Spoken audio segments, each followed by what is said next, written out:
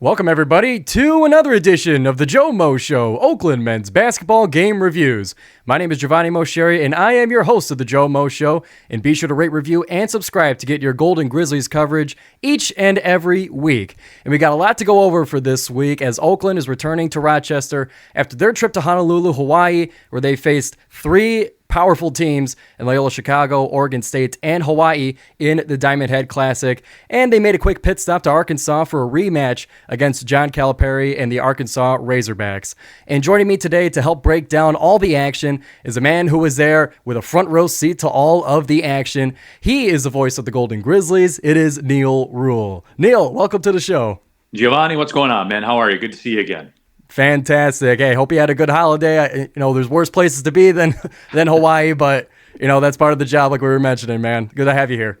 No, it's good to be here. No, it was. I mean, Hawaii is the most phenomenal place on earth. If you ever get a chance in your life to go, you have to go. It's a long flight, no doubt about it. But once that plane lands, man, it's 100% worth it. The most beautiful place in the world. No doubt about it. If you want more of Neal Ruhl, then he's on the call for all of the Golden Grizzlies games, either on the radio on Odyssey or on ESPN Plus for the television broadcasts. And you can listen to him from 11 to 1 p.m. every weekday on Woodward Sports, as he's one of the co-hosts of Big D Energy. You can find that live on YouTube every weekday. So, Neal, let's start breaking it down in chronological order when it starts to for Oakland facing in the quarterfinals Loyola Chicago. And this one all three games were really a similar story, but this one with a positive ending, a 72-71 win over the Ramblers. Neal, just the phrase you like to use, your 32,000 foot view of that game. What do you take away from that? It was very heated. There was a lot on the line. Obviously, Drew Valentine, the winningest player in Oakland history, the coach at Loyola, going up against his coach. He was an assistant here at Oakland as well. So certainly there was a lot of juice in that game, no doubt about it. Golden Grizzlies were a pretty sizable underdog in the game as well, but they came out and they did what they do, man. They play their zone. They worked it. They worked it down low. Alan McCabe was a force in that game, and it was a pretty similar script. When you've seen Oakland play well this season, there's kind of a repeatable script that goes along to it. And defensively, the zone was very good. Offensively, they played through the post. Baru and Alan McCabe certainly were big factors in that basketball game. That'll be a running thread as we go through our conversation for sure here today. But it was a very, very big win. Nice win for the Horizon League. Win over the Atlantic 10, probably the best non-conference win of the season for the entire Horizon League. So the Golden Grizzlies providing that, as they have a lot, just given the nature of just the super tough, super revenue generating schedule that they play in the non-conference. No doubt about it. And taking a look at the box score, not only was Alan Mukeba a huge factor with 20 points. At the time, it was an Oakland career high, but Malcolm Christie getting an equal 20 points, making 6 out of his 15 three-point attempts. And, we'll mention Christie throughout the rest of these games, but we'll hit on it now, man. He's turning it on, and he's getting himself some huge attention as a three-point shooter for Oakland. No, he was trending on social media nationally, throughout the Diamondhead. And yeah, he got scratched in the eye during a practice, so he kind of had to rock those goggles to protect the scratch. It was pretty gruesome looking too, the scratch on his eye. But he put those goggles on, man, and he came down, knocked down a whole bunch of threes against Michigan State, and now he's the people's champion, Malcolm Christie. So what's interesting though, Giovanni, when you bring that up, you'll notice a theme with that too. With the front court for Oakland's kind of been a non-negotiable. The ascendance of Malcolm Christie has proven that if Oakland is able to knock down three-point shots, and it's been Malcolm Christie that's kind of been providing that, he's the missing piece to the puzzle as far as Oakland goes. And I'm talking about in terms of winning Power 5 games and beating the Oregon States and hanging in there with Michigan State and the Arkansas, stuff like that. When Oakland's at their best, Malcolm Christie is typically knocking down many three-point shots because that's the nature of the beast, right? You work outside in, and as far as Oakland's concerned, they work inside out. And when their bigs you cannot double the post, but you have to double the post because McCabe, and I know you want to get to the Arkansas game later, but as we record this was last night. McCabe could not be stopped one-on-one by Arkansas with McDonald's All-Americans and five-star dudes. There is not a player I've seen in the country, this includes Michigan State, that can deal with him in the post. They just can't. So Malcolm Christie is a critical component for Oakland to get to where they want to be. Yeah, and having in this context a sidekick in Baru Nevalarua, who's one of the few returning players, he's starting to become as advertised too. High flying rebounds. In this tournament, he grabbed at least 8 rebounds in all 3 games. 12 of them 12 in one game against Oregon State. Baru's been a very nice complimentary piece to Christie and to McCabe. No, he's taken a big step forward this year. And look, he's been a great player everywhere he's been throughout his time in JUCO as well. It's just such a unique skill set, like his athleticism, the way he jumps. It's not just that he jumps high, it's the way that he jumps. He's explosive off the floor. You do not see a Baru Nevalarua in the Horizon League. You won't see it because there's not many of them around college basketball. Just the athleticism that he possesses. I mean, he's got some bounce, no doubt. For sure. And this game against Loyola, getting back to the game itself, ending on a last second. All these games came down to the last second in regulation. It was an inbound pass off the baseline, off the scoring baseline, and Baru gets the inbound but kind of bobbles it, takes this wild turnaround jumper that doesn't even reach the rim, but who was underneath the rim was Isaiah Jones with that last second put in. What was the energy like after that play? And Isaiah put it in with 0.2 seconds left. Yeah, I mean, everybody was still kind of locked in because they still had to defend that last possession. But that's Isaiah Jones, man. Like, not a ton of plays get called for Isaiah. He just kind of finds a way to impact the basketball game, and he's a stat stuffer. 7 points, 6 rebounds, 4 assists, and some kind of variation of that. That's typically a stat line. If you look you show me an Oakland victory box score, I'll show you Isaiah Jones with 8 points, 6 rebounds, and 4 assists. Every single time I'll show that to you.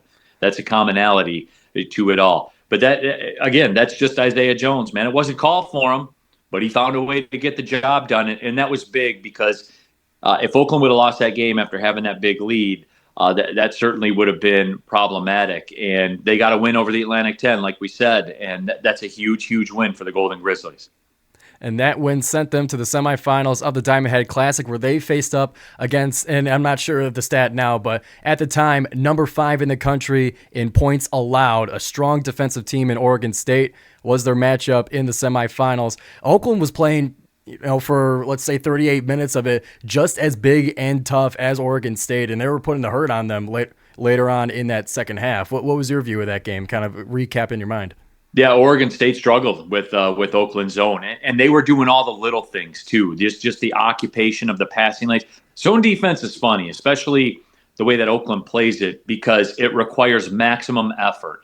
Because you have to have maximum effort to get to the gaps. A zone by nature is to defend the most of the floor that you can defend. Now, there's always going to be gaps, but you have to be very willing in order to stop the gaps from hurting you. And teams will do things to try to exploit it. But I thought top to bottom, that was one of the best games that they played of the season defensively. And they had I believe it was a 12-point lead with right around 4 minutes to go. Everything was going according to plan. And then at the end, obviously, Oakland gave that lead up, and Oregon State was able to force overtime.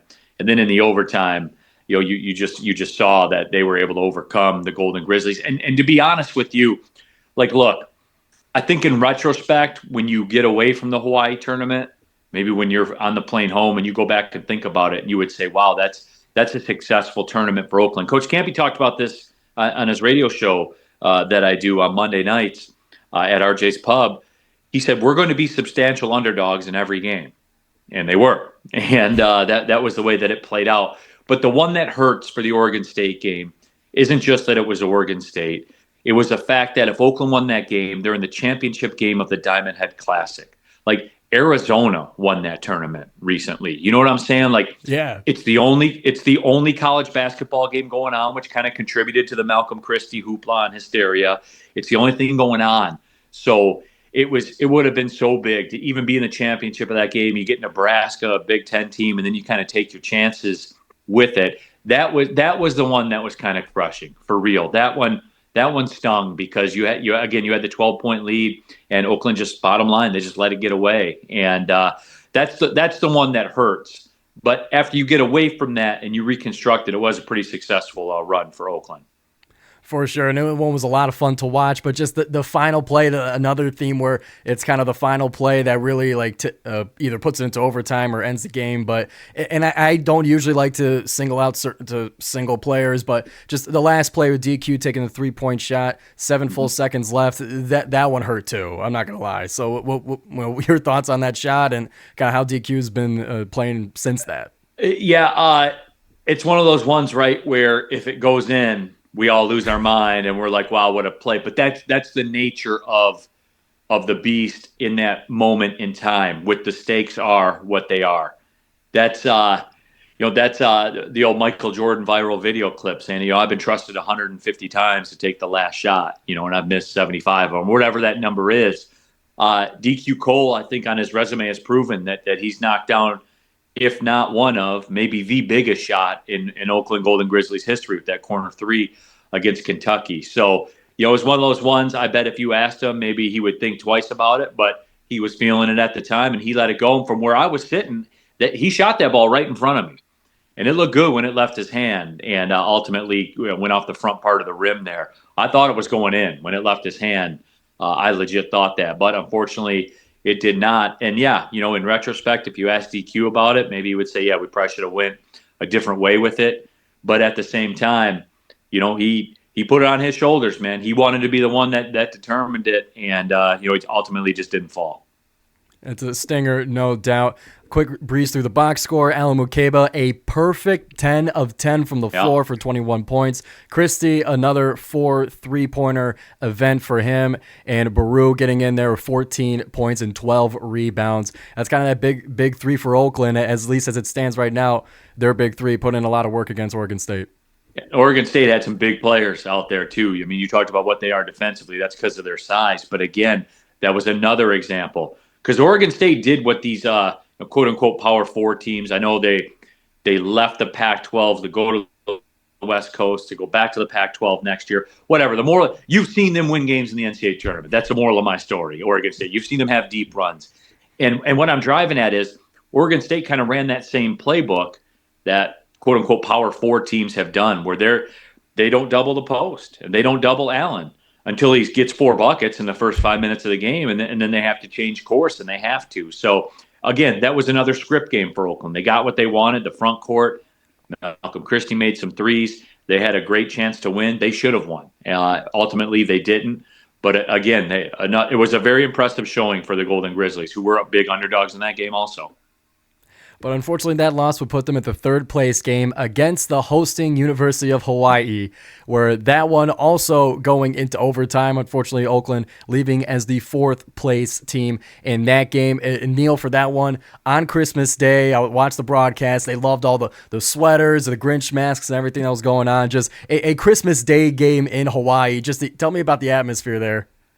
It's big there, right? Because they always play in these tournaments every year, and it's Hawaiian tradition that they wear green on Christmas Day. It's something they actually reached out to us and asked us to change jersey colors. We were originally supposed to wear black in that game, but Coach Kampe's like, whatever.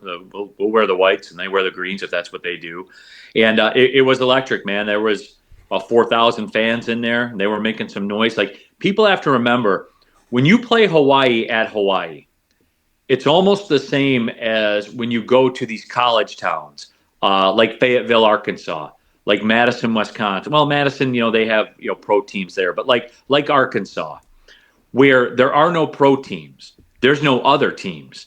This is their team. So, and Hawaii fans, they were all out, man, and they mobilized that day on Christmas Day. They had the beers flowing and everything like that in the stands. Also, it was a great environment. The game before against Nebraska, I think they were pushing 5,000 that were there on December 23rd. So it's their tournament, man. Like, it's their team, and they go out and they support the Rainbow Warriors. Officiating was interesting in that game.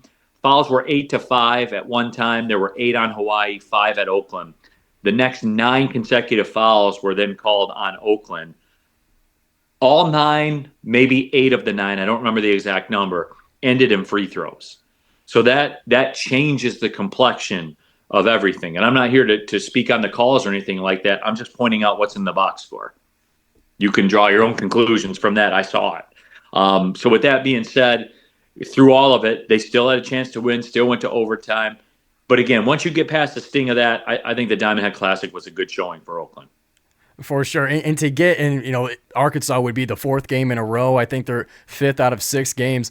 All of them were on national television. All of them were on ESPN2. For the program, that's huge. No doubt. And if you go back to the Michigan State game the week before, Michigan State was on ESPN2.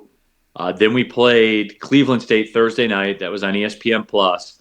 Then, all 3 games at Diamondhead and the game at Arkansas were all on ESPN2. You can't, think about that. We played on ESPN2 the most of anybody in the nation over a 2-week stretch. That's Oakland, man. That's wild to say. And if you look at the company we keep as far as national TV and the games that we're playing and stuff like that, like Oakland, just to give you for instance, for every dollar that Oakland spends on men's basketball, Oregon State probably spends $10 million. Or for every dollar that Oakland spends on men's basketball, Oregon State probably spends 10. So if Oakland spends $1 million, Oregon State spends 10 million. Michigan State and Arkansas, they probably spend 15 million to our million. So, for us to even be, on that network that many times, it's an impressive accomplishment. And I know in today's day and age where maybe people don't understand the finances of things, maybe it won't hit hard with them. But for me, for somebody that does get it, it's pretty incredible what this Oakland program has pulled off as of late. Definitely. And for me, just to see them, on national television, they get the halftime Oakland, booth. You're watching Oakland on national TV, Giovanni. Think of that. Yeah, and it's fun to have them get the commentators kind of get to know Oakland, and it's those are my guys. It's a sweet feeling for sure. No, I do. I love it. And I've talked about this before. That schedule that maybe some people are critical of, and I've had people reach out to me on social media. Why does Oakland play this schedule? The bottom line is, I went to Oakland because of who they schedule in basketball, which is, I don't know if that makes me, unintelligent or, what, maybe it does. I didn't really look into programs. I knew what I wanted to do. I knew that they offered the journalism major at Oakland. That was about the extent of the journalism department. I knew in great detail who the basketball team played. So, it's one of those things. I'm a living example of it. I went to school because of who they schedule in basketball, no other reason. And I think it worked out okay for me. No doubt about it. So one last note on the Hawai'i game, Malcolm Christie making 7 threes out of 22 attempts. What could have been his 8th three could have been the one that takes it into double overtime. It wasn't to be, and Oakland would walk away the 4th place team in the Diamondhead Classic. And not before they come home this week at the arena. They faced Arkansas for that big rematch against John Calipari. I was getting tweets from people on the Kentucky side saying, you guys got to go get Calipari again. That didn't quite happen. Unfortunately, 92-62 was the final score. Neal, you were in Arkansas. What happened? The vibes were immaculate, man. At the half, Oakland was down 3. They withstood a couple of runs. They were able to fight back, draw pretty much even. Oakland had a 33. Just to give you some perspective, Oakland had a 33-31 lead in that game, and it was 42-39 at the half. And I'll tell you what happened in the second half. The same thing that happened to Michigan when Michigan played Arkansas. That stretch where Arkansas scored 58 points on Michigan in 16 minutes. They ran that back against us. And I think it was a combination of, the Hogs got out of the barn a little bit, parlayed with the fact that we've been all over the country, over the course of the last 2 weeks, through 5 different time zones. We skipped sleeping Thursday night because we just flew. We left Wednesday around dinner time in Hawaii to arrive at breakfast time Thursday in Detroit. So flying through the night, and again, I lived it, so I know you sleep for about a 9-hour flight on the way home because you're flying with the jet stream. So it's about a 9-hour flight. I would say I slept for about 2 hours, 10 to 15 minutes at a time, because that's how you sleep on a plane. Nobody's just slumped and you wake up and you're like, oh, that was great. I was sleeping in my own bed. Nobody does that. And I even had an empty seat next to me, so I had it better than most. But with that being said, my guess it was a combination of all of that. But again, that's Arkansas, man. They got one of the best point guards in the nation, and he's a freshman and a 5-star, multiple 5. You know the book with Calipari teams, and they're explosive. And local basketball fans saw him do that same thing to Michigan, just ran him out of the gym for 16 minutes. That's what they did to us as well. And at the end, Camp, because of what you're going to get to next, in terms of our discussion, Camp realized that as well. And once it kind of wasn't savable anymore, you got to live to fight another day, and you got to do what's best for your program. And what's best for the Oakland program was to get guys out, get them some rest, manage 10 minutes of it if you can, and get ready to rock against Milwaukee. No doubt about it. Listen, Arkansas is the number 23 team in the country for a reason, and they sure looked like it on Monday night. But yeah, getting into now the upcoming full-time Horizon League season, out of all this non-conference stuff, the difficult scheduling and stuff, it's iron sharpening iron, and you got to hope that Oakland is coming out of this razor sharp. They're going to have a big test on Thursday against the number one team in the league, Milwaukee, on Thursday, then Saturday, Robert Morris. So, Neal, this opening week of Horizon League play, what are the vibes going into it, and how do you see this team performing in the conference season? Well, it's big, right? Oakland's 1-2 in league play. They hosted Wright State to start. They got that win. A bit fortunate, but they got that win. Then they went to Youngstown. They went to Cleveland State. They dropped both of those games. And so that put some pressure on this game against Milwaukee. I know it's early, but what, Milwaukee's 3-0, I think, in Horizon League play. Yep. So, start doing some simple math real quick. If you lose, Milwaukee's 4-0, and you're 1-3. So you are really behind the eight ball here, because you're more than a little bit. You're right around a quarter of the way through the conference season. You see what I'm driving at here? Yeah. It gets late early, man. So it's such a big game. If you want to keep your regular season title hopes, in good standing, you need to win the Milwaukee game, and then obviously you need to beat Robert Morris because you're at home and you're supposed to. So that's what you have to do. I mean, it's just a classic league formula, right? Like, you win the games you're supposed to win, you win your home games, you hope somebody you beat picks somebody else off, and that's the way you operate, man. And you just go about it. But the home games are non-negotiable, and Oakland's under the gun a lot here early on. Just going back to what I said with playing Wright State and then going to Youngstown, to Cleveland State, and by the way, Milwaukee comes in. So your first two home games are Wright State and Milwaukee. No one else is facing that. So, but you got to deal with it because that's what's on the schedule. So it's very, very large. I hope everybody can make it out to the arena Thursday and Saturday. Yeah, it's going to be a lot of fun on the Blacktop this weekend. Women's basketball opening up their home conference season as well. So it's 4 straight days, 4 straight nights of Oakland basketball on the Blacktop. It's going to be a lot of fun this weekend. So, Neal, we'll wrap this thing up. We'll land the plane, as you like to say. This has been a lot of fun. I really appreciate you taking the time here. It's on New Year's Eve, so a big Happy New Year to you, and Happy New Year to the Golden Grizzlies, man. No, absolutely. I'll get to see my family tonight. So I heard that they're okay. Last I heard they were doing well, so I'll actually be able to confirm it. No, but you brought it up too. The women's basketball team, they got a popping 3-0 in the Horizon League. So shout out to the women's team. Also, get on out there and support them. But Giovanni, I appreciate you having me on. Happy New Year, Buon Natale to you, my friend, and we'll catch you on the flip side. Buon Natale and buon anno, fratello. So be sure to rate, review, and subscribe to the GioMoShow for weekly coverage of the Oakland Golden Grizzlies. My name is Giovanni Mosheri, and from myself and Neal Ruhl, we'll see you next time here on the GioMoShow for more Golden Grizzlies action.